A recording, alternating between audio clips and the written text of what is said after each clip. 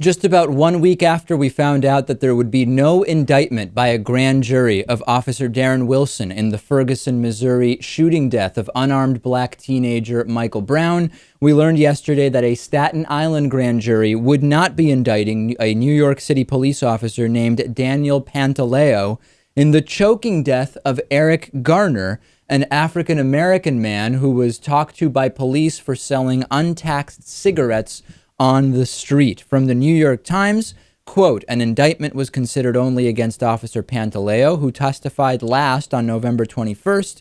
His lawyer, Stuart London, said all other officers involved received immunity.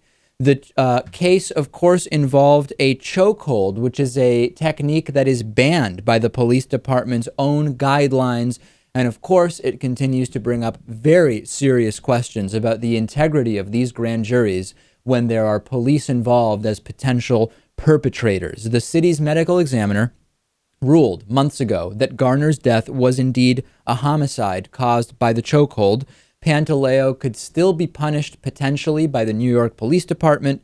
The message here is clear, Lewis. Police have huge latitude when it comes to use of force on individuals.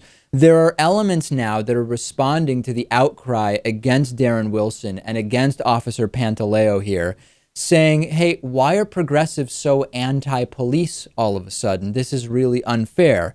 This is not about alleging or asserting or accusing police of being generally bad people. As I believe and have always said, most people in every profession are good people, and that applies to police officers as well. The issue is that when you have bad actors in other areas of life, in other industries, it is increasingly clear that a different standard is being applied by the legal system, by prosecutors, by grand juries, etc., with regard to what is acceptable. So this is not about police are disproportionately bad people, Lewis. It's about the leeway that is being given to police in exercising force when it comes to interactions with unarmed children, as we saw in the case of so many cases, in fact. I can't even summarize it with one case. When it comes to someone who is selling untaxed cigarettes, which is against the law, and leading to a chokehold killing of this individual, that is really what this is about. And I probably think that there is a higher percentage of bad people in any given job, industry, or sector than you do. And I think the same thing applies to police. Of course, there are plenty of good cops, but there are plenty of bad ones. But, you know, I don't necessarily see this as a good cop, bad cop thing. And I don't necessarily see this as a race thing. What I see across the board, it just happens to be that the stories we hear about are white cops killing black people.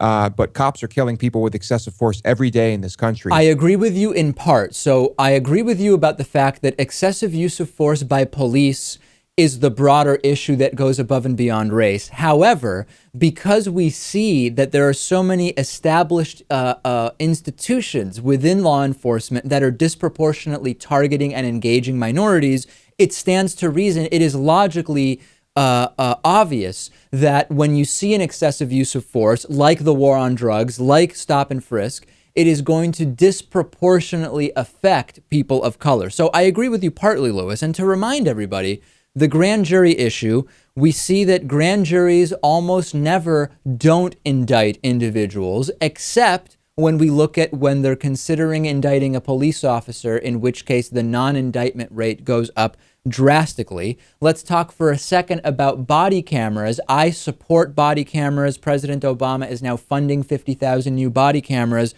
But the Eric Garner killing was on tape, Lewis, and it still did not help to get an indictment. I watched the video. He did nothing violent, and he certainly did not deserve what he got. But like I said, this is happening. I hope the cameras make a difference, but this is happening in every state, every day across the country. Cops are killing people for really no reason. I don't know that in every state, every day, cops are killing people for no reason, but I understand what you're saying, that nationwide, this is very widespread and we see many instances of it. I just want to be precise because, you know, Lewis, people will flip out and they'll say, Lewis, prove to me that in South Dakota, every day, cops are killing people. So I just want to clarify the language of what you said. I wouldn't say, yeah, every state, every day means every day in each individual state. That's Okay. not really what I mean. Very good. Just it's in the interest of clarity this evening. I'm clarifying that. Last thought on this. We talk about the militarization of police. This was a case where an individual was killed by a police officer with his bare hands. So militarization comes, it is related to the specific guns and tanks and SWAT team style militarization. But militarization of police is also an attitude which is increasingly allowed by the legal system, as we're seeing time and time again.